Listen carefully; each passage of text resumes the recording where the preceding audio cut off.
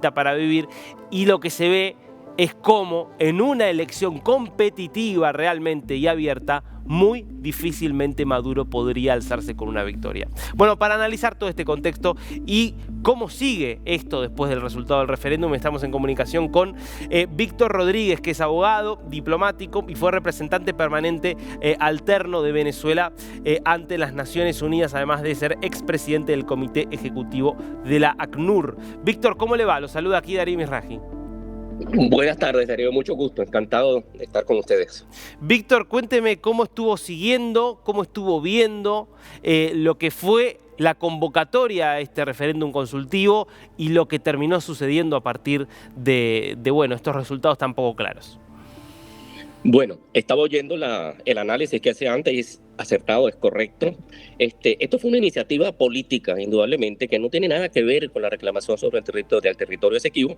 Es más bien una maniobra para distraer la atención, para amedrentar, para confundir a la población venezolana. Se hicieron unas preguntas absurdas, la Corte Internacional de Justicia tuvo que intervenir y responderle a Guyana con unas medidas provisionales que tenía que adoptar, porque se veía que las preguntas ponían en peligro el proceso e incluso la seguridad y la paz en la región. Total que, como decía usted antes, sin duda alguna, los votantes no llegaron al millón de votantes. No hubo más de 1.200.000, que es lo que se calcula según los analistas, los expertos, los observadores electorales que estuvieron en todo el país. Lo de los 10 millones es absolutamente falso, pero ya estamos acostumbrados a estas maniobras de ellos que siempre engañan a la población. Y la engañan de distintos puntos de vista. El primer engaño, y este es el más grave, es en relación con la pregunta número 5, porque ¿qué sucede con esa pregunta? Si el pueblo de Venezuela autoriza la creación del Estado de Guayana Esequiba, si lo autoriza, el gobierno tendría que hacerlo. Y si lo hace, está cometiendo un hecho ilícito internacional, una anexión, lo que es algo gravísimo, porque nosotros todos somos conscientes de que el problema, la controversia, se debe resolver en forma pacífica. Y no solamente pacífica, estamos en este momento en la Corte Internacional de Justicia, probablemente contra nuestra voluntad, es cierto, pero estamos allí. Hay un proceso, hay que seguirlo, tenemos que trabajar. Esto es una distracción del proceso y además afecta negativamente el procedimiento en la Corte. Nuestra posición y nuestra estrategia jurídica, sin duda alguna, se ven muy afectados por este disparate este disparate de referéndum que convocó el régimen venezolano para el 3 de diciembre. Es una iniciativa política, insisto, que no tiene absolutamente nada que ver con el fondo. Lo único que tendría que hacer el gobierno es preparar su contramemoria para abril y defender los intereses y los derechos de Venezuela en el proceso. Pero es peligroso, insisto, yo no creo que el régimen sea capaz de entrar en un conflicto armado, pero cualquier amenaza o cualquier intervención en el territorio Esequibo constituiría un acto de agresión que está sancionado por el derecho internacional. Hay una definición de agresión, hay un acto de agresión que es condenado por la comunidad internacional, pero además es un acto de Estado que es condenado. Pero además ahora el Estatuto de Roma prevé en el artículo 8 bis, que es la revisión del Estatuto, la incorporación del crimen de agresión. Es decir, no solamente el Estado es responsable de una agresión, sino los jefes y los militares y el presidente de la República son responsables de un acto de agresión. Yo espero que no se les ocurra para distraer la atención, para malvinizar, como hemos dicho nosotros, la controversia, una penetración en el territorio, ni siquiera la anexión por la vía de ningún tipo. O sea, la creación de un Estado en el territorio de otro Estado, aunque no se entre en ese territorio, ya es un acto inamistoso, es un acto negativo en las relaciones con el país vecino. La sola creación, o sea, ellos están ahora, tengo entendido, estudiando a ver cómo van a crear ese Estado. Bueno, ustedes no lo pueden crear. Eso es como si Colombia creara el Estado, en donde está el Estado Táchira, creara de la noche a la mañana por un plebiscito, por un referéndum, va a crear el Estado en Santander Oeste. Y entonces Venezuela, ¿qué va a decir? Que es una agresión irregular, que esté contraria al derecho internacional. Bueno, lo mismo tienen que decir los otros. Y hay una preocupación muy seria de la comunidad internacional.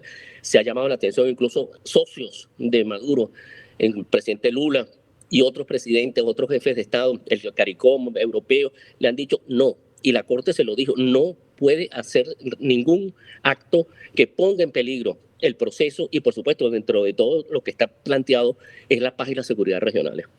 Víctor, usted utilizaba un término en el que yo de alguna manera venía pensando, que es la malvinización del caso del Esequibo.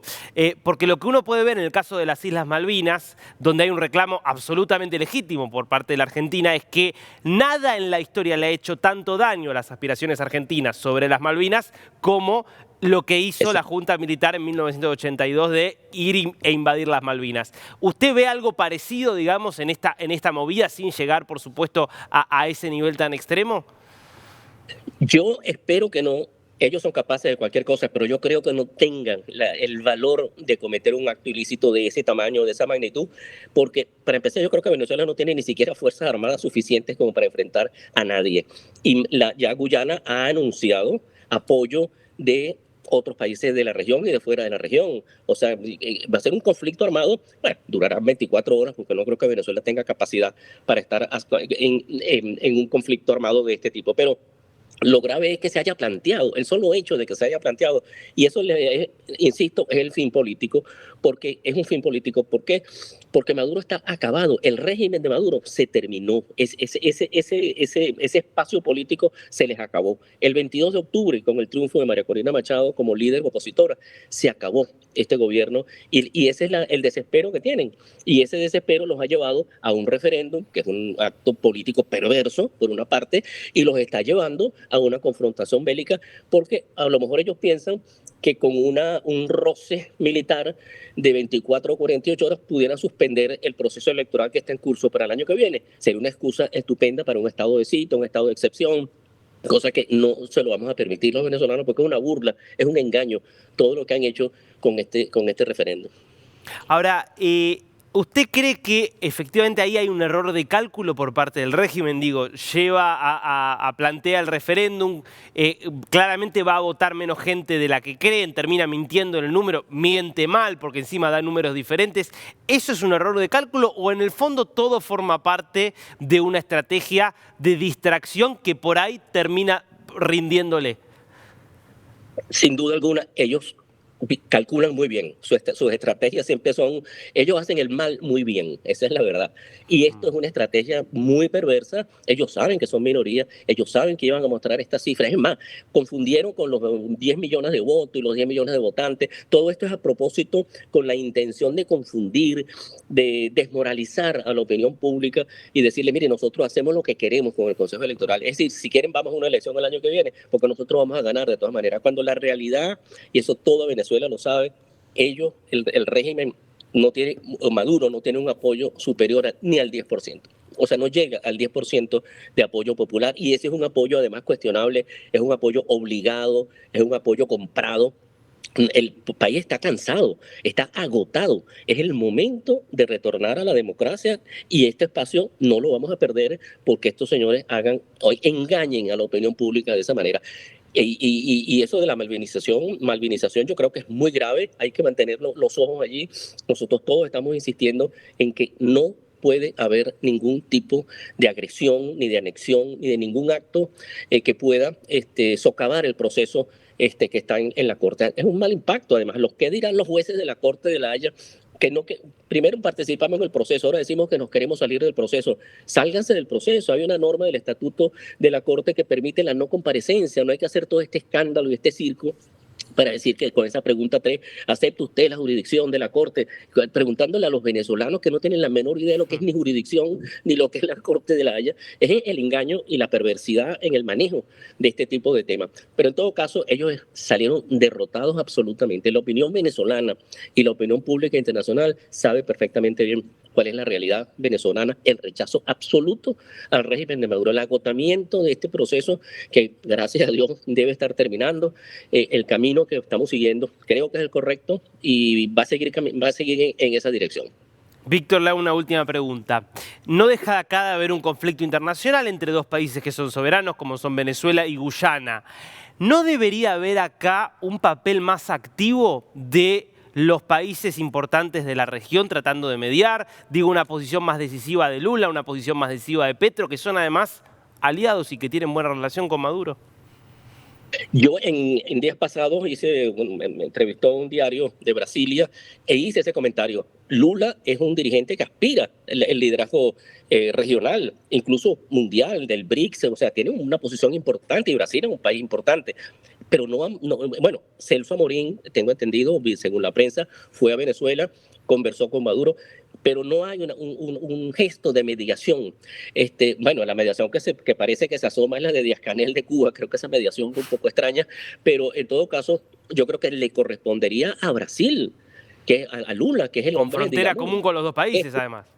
frontera común, con intereses que además el laudo los afectó a ellos en alguna manera en 1899, ahí hay todavía algo que decir sobre eso, pero además es un país interesado en la región y en la paz, y si quiere un liderazgo regional, debería actuar en favor de ese diálogo entre las dos partes. Pero lo que pasa es que esta gente, sinceramente, me da la impresión de que no quiere diálogo, lo que quiere es la amenaza, la confrontación, para detenerse en un momento, porque yo no creo que vayan a llegar a la locura de una intervención militar.